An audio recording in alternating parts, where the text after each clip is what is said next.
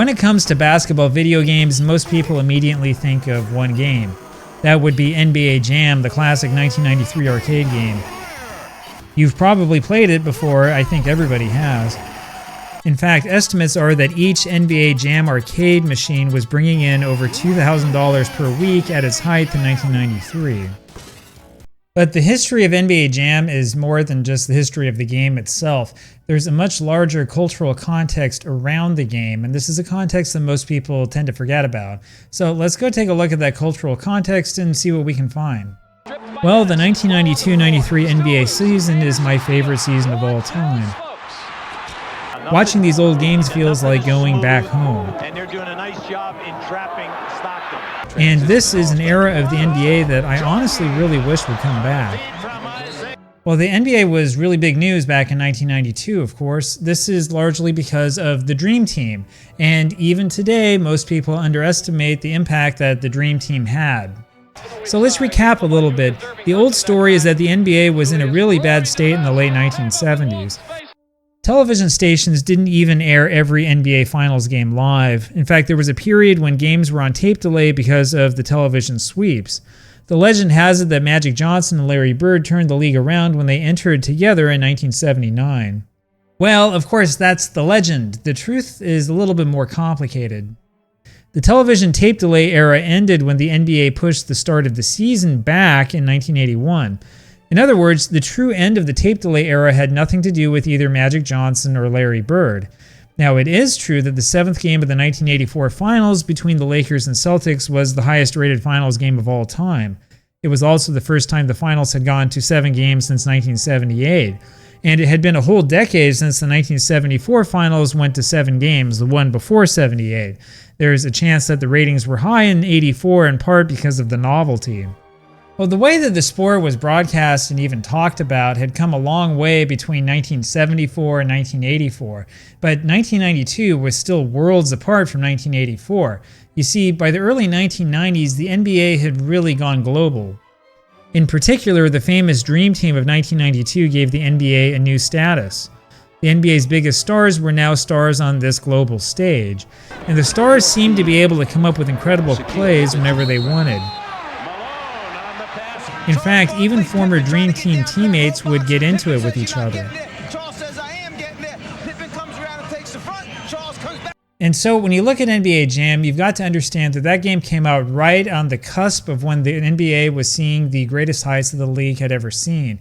Now, there's a reason why names like Jordan, Pippen, Barkley, Malone, Robinson, Wilkins, and so on seem larger than life even to this day. That is the magic of the Dream Team. Now, during the All-Star Game in Salt Lake City in 1993, there was this thing called the NBA Jam Session. I actually went to it one of those days. I was 8 years old. There was an interactive museum and a bunch of cool stuff to convince little kids that basketball was the coolest sport on the planet. And so you can imagine how confused I was as a kid when I first heard the name NBA Jam. I thought it was some sort of holdover from the Jam Session, even though I knew that it had already ended. There was also apparently a video that came out that spring, also called the NBA Jam Session. However, the arcade game was a big deal right off the bat when it came out in early April. You can find evidence right from the start of arcade owners promoting the game like crazy.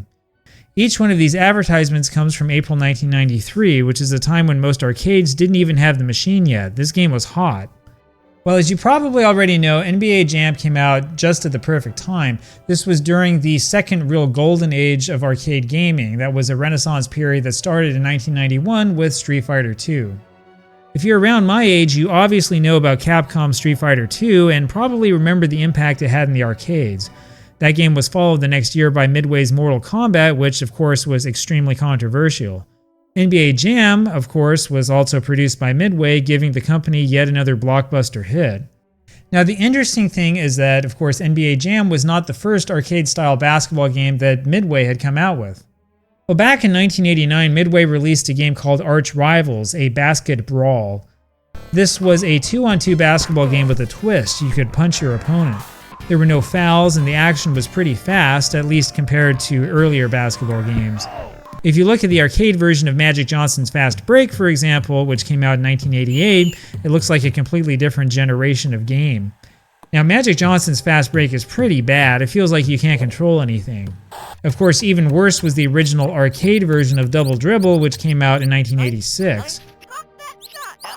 Double Dribble had a special button you had to push to dribble the ball.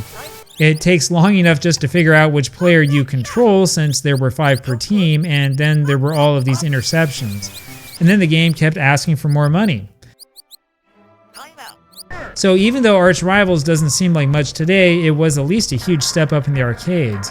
However, these cutscenes were really annoying, and the game felt like it was missing something. Well, obviously, what those games were really missing was the NBA experience. There wasn't anything, in your face about any of this stuff. And that's one of the reasons why NBA Jam felt like a complete breath of fresh air. Well, with NBA Jam, not only did you have real NBA players, but you also had crazy action. The commentary was loud and kind of obnoxious. It was designed to get other players interested in the game. There were crowd chants.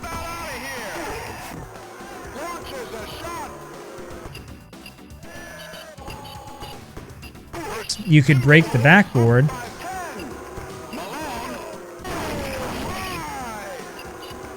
And the game just looked fantastic. Now, I love the arcade version of NBA Jam. It brings back all sorts of memories. However, after playing through it and through all the ports, I'm convinced that the arcade version isn't actually the best version. Instead of the arcade version, I prefer the Sega Genesis version, which has the smoothest controls and the fastest feel. You see, the arcade version sometimes slows things down a little bit. The 3D sprite effect can also feel a little bit confusing. In contrast, the Genesis version feels really smooth to me. Yeah, the sound is maybe not as good as the arcade version, maybe the graphics are a little bit worse, but the game just feels better. It plays a lot more smoothly, and it's all about playing the game, right? The Super Nintendo version was kind of disappointing in contrast. And even the Sega CD version had these really frustrating loading times that just ruined the experience for me.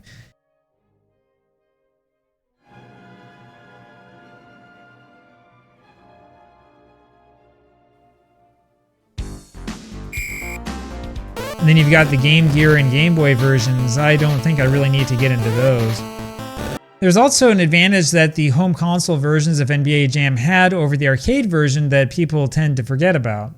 You see, there were hidden characters in the arcade version. However, most of them were characters that you've probably never heard of. In contrast, you could play as President Bill Clinton on both the Genesis and Super Nintendo versions. And this was really well known. Newspapers printed articles about this. I was even able to break the backboard with President Clinton.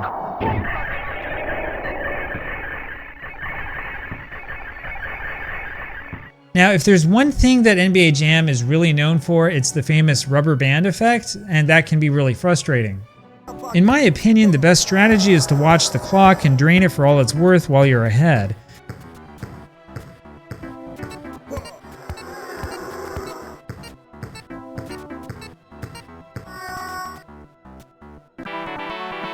Of course, sometimes that can backfire. So the game forced me into 2 turnovers in a row, taking me from a 5-point lead with seconds left into overtime.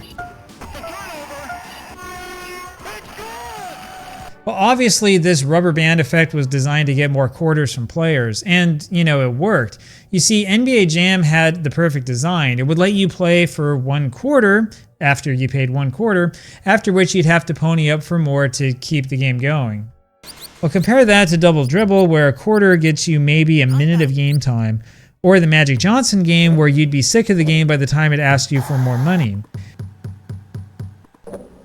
Even Arch Rivals didn't give you a full quarter for your quarter. NBA Jam was perfect because it gave you enough of the game to make you want more, and the so-called computer assistance ensured that the game would always be close no matter what. Now, the biggest impact that NBA Jam had was how it took the NBA to kids everywhere, including kids that honestly didn't really care that much about basketball. Well, obviously you're going to have books like this with special tips for players. I mean, all video games have their specific strategy guides. But NBA Jam's success meant that even kids reading video game-only magazines like Nintendo Power were going to read all about the league's biggest names. And it wasn't just about those star players either. And all in all, I really do think that that was likely the biggest legacy of NBA Jam. It wasn't just that it was an excellent arcade game or arguably the best basketball game ever released. It's that NBA Jam introduced kids who never cared about the sport to the league. And, well, maybe that's the reason why the mid-1990s NBA feels so special to people like me.